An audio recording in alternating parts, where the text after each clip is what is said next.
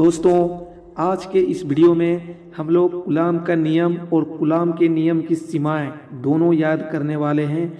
तो वीडियो को शुरू से लेकर अंत तक जरूर देखें। सबसे पहले कूलाम का नियम। कूलाम का नियम कूलाम के नियम के अनुसार किन्हीं दो बिंदु कूलाम के नियम के अनुसार किन्हीं दो बिंदु आवेशों के बीच लगने वाली बल उन दोनों आवेशों के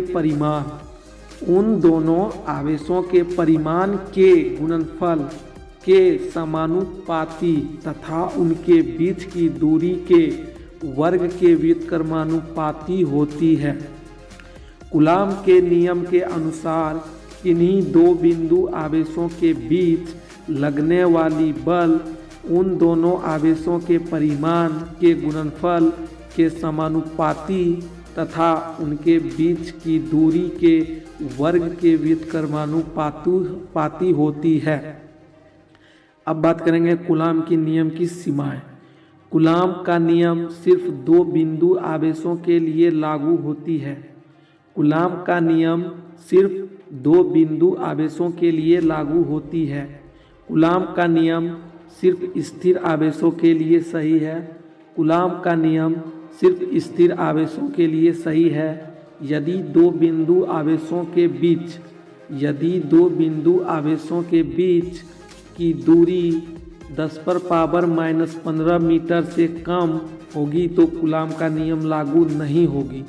यदि दो बिंदु आवेशों के बीच की दूरी 10⁻⁻15 से कम होगी तो कूलाम का नियम लागू नहीं होगी। कूलाम का नियम सिर्फ बिंदु आवेशों के लिए लागू होती है। कूलाम का नियम सिर्फ बिंदु आवेशों के लिए लागू होती है। कूलाम का नियम सिर्फ बिंदु आवेशों के लिए लागू होती है। रिपीट। कूलाम का नियम सिर्फ दो बिंदु आवेशों के लिए लागू होती है। कूलाम का नियम सिर्फ दो बिंदु आवेशों के लिए लागू होती है। कूलाम का नियम सिर्फ स्थिर आवेशों के लिए सही है।